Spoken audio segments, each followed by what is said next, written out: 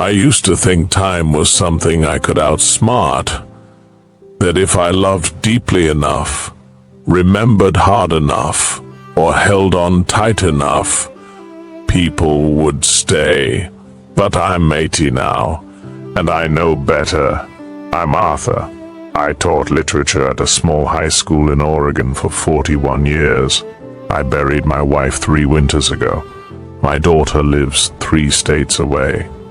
And my friends, most of them, live in places I can't drive to anymore.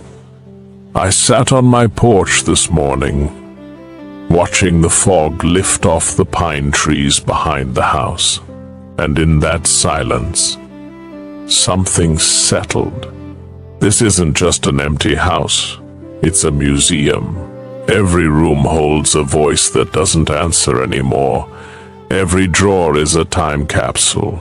Every object, carefully dusted, perfectly placed, belongs to someone who no longer does. And still, I kept thinking if I hold on tight enough, nothing will leave.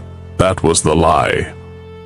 It started small, like these things always do. My wife, Ellen, had a drawer full of scarves, not valuable ones, just soft, ordinary fabric she loved. I used to see her in the mirror trying them on, matching them to earrings she rarely wore. She loved color, even at the end. After she passed, I left the drawer untouched. For months, one day I opened it, just to breathe her in, and the smell was gone. I stood there, holding a scarf she wore the night we slow danced in the living room. No scent, no warmth, just fabric. That's when I knew, you can keep everything and still lose it all. I believed that if I just held on, pictures, souvenirs, voicemail recordings, I could keep the people too. But love isn't a museum. It doesn't live in objects. It lives in presence, in laughter, in touch, and once those leave, what's left is shadow. My daughter came home for college break once, just after turning 19.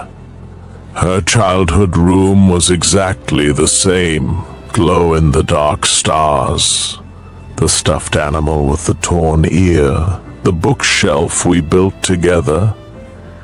She spent 2 hours packing. Then she left a note on her pillow. "Thanks for everything. Don't wait up."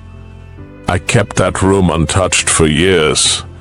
Every time I walked past it, I told myself she'd be back soon. For a weekend, a holiday, maybe forever. But she never moved back in. And that room became a shrine. Not for her, but for who she used to be. It took me far too long to understand. We don't lose people all at once. We lose them in teaspoons, in unreturned texts, in cancelled plans, in birthdays missed with good excuses. And we pretend the connections are still strong, until one day you reach for someone, and there's no one reaching back.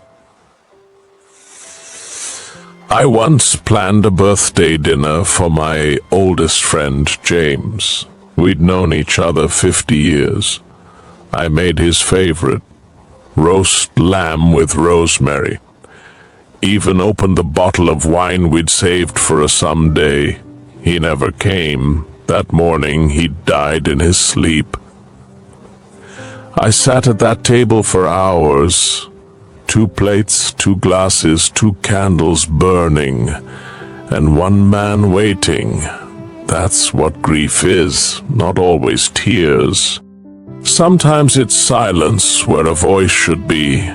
Sometimes it's an untouched meal across from an empty chair. At this age, I've learned something uncomfortable. You don't get to choose who leaves. You only get to choose whether you were truly present while they stayed. And I wasn't. Not always. I used to think I was a good husband, a good father. I kept the house full, but I let the moments run empty. But I also waited. I waited for the right time to take that trip, to write that letter, to have that hard conversation. And now, time is all I have, and no one left to spend it with. If you're watching this late at night, scrolling quietly in a room lit by your phone screen, this is for you. Maybe your parents are still alive. Maybe your partner is sleeping in the next room. Maybe you still think you'll have more chances. But I'm telling you the truth, that only comes when the crowd has cleared and the music stops. You won't always have more time. And when the people go, and they will, what you'll be left with isn't what you bought them or what you said in your speeches. You'll remember the small things, like the way she stirred her tea clockwise, never counter, like the way his hands smelled like sawdust and soap, like the silence after the door closes for the last time, and you didn't know it was the last. So what remains?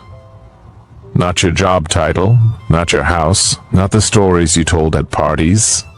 What remains is whether you were kind, whether you paid attention, whether you let the people you love know they were loved out loud, not in your head, not in your plans, out loud.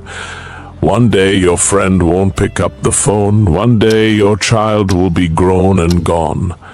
One day the person who always sat across from you at dinner will not be there. And the only thing you'll want is one more ordinary day. One more walk, one more chance to get it right. Don't wait to learn this the way I did, after everything's already gone. If you're lucky enough to have someone still within reach, call them, visit them. Sit in the silence together. Say what you've been waiting to say, because nothing is forever, not even the sound of your name in someone else's mouth. I'm 80. I kept trying to hold life in my hands, like water, tighter and tighter, thinking I could keep it from slipping through. But the tighter you hold, the faster it goes. And now I sit here, palms open, house full of echoes, realizing you think you're preserving life by holding it, but it's already gone.